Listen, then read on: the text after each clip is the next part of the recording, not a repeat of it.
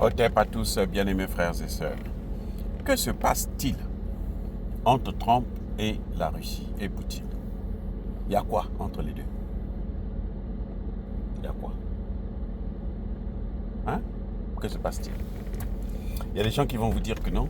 Poutine, les Européens surtout, ils se disent que Poutine fait des faveurs, Trump fait des faveurs à Poutine. Que les deux s'entendent bien. Il y a même des gens qui vont vous dire que non, pour les frappes là, de la frappe de Trump là, Poutine était au courant. Si Poutine était au courant, donc l'Iran aussi était au courant. Forcément, parce que Poutine ne va pas sacrifier l'Iran. C'est pas possible. Bref, ce qui se passe, c'est quoi? C'est que Trump, je vous ai déjà dit ça à plusieurs reprises, a un problème. Il est en guerre contre l'État profond. Parce que l'État profond, là, c'est celui-là qui est au cœur de ce qu'on appelle les mondialistes.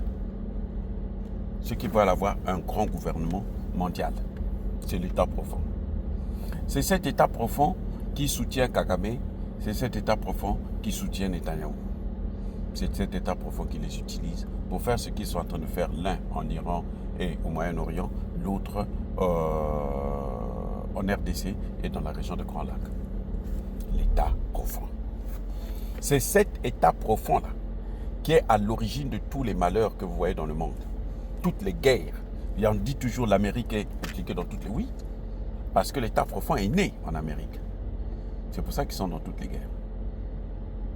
Et Trump est en guerre contre eux, parce que Trump, lors de son premier mandat, il avait fait un discours une fois aux Nations Unies pour expliquer que lui, il est pour la souveraineté des États.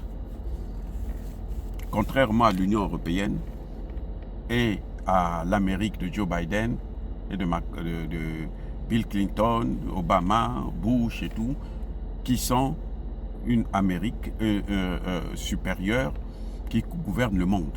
Les Américains pensent que si il y a un gouvernement mondial, ce sera un Américain qui va le gouverner. Non, pas forcément. Ils ne les avaient pas forcément. Le patron de Davos, ce n'est pas un Américain. Ah oui. C'est, je pense, un Anglais d'origine allemande. Le patron de Davos, Klaus Schwab. Ce n'est pas un Américain.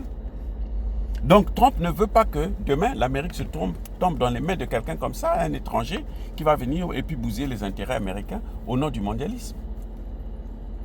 C'est pour ça qu'il est en guerre contre eux. Ce sont les mondialistes qui ont créé la guerre en Ukraine, qui ont créé la guerre contre l'Iran, les sanctions contre l'Iran, qui ont entraîné justement la dédollarisation.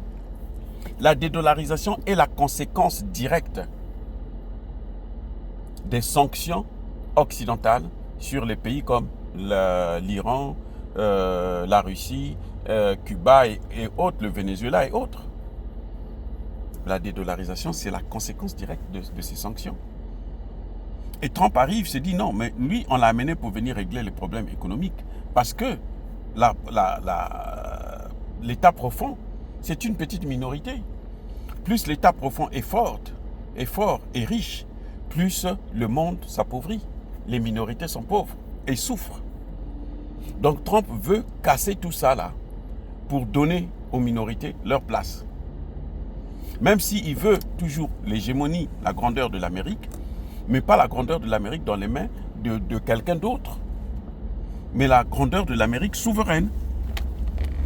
Et pour combattre, et donc il a deux combats, combattre l'État profond et combattre la dédollarisation. Arrêter, stopper la dédollarisation.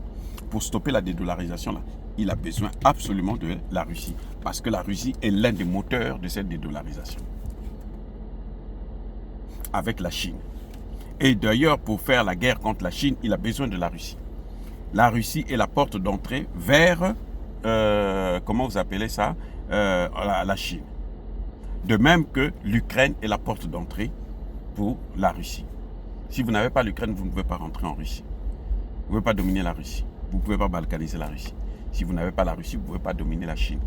C'est pour ça d'ailleurs que les deux pays ont signé des alliances très très très solides sur le plan commercial et même militaire. Les amis, c'est ça le problème de Trump.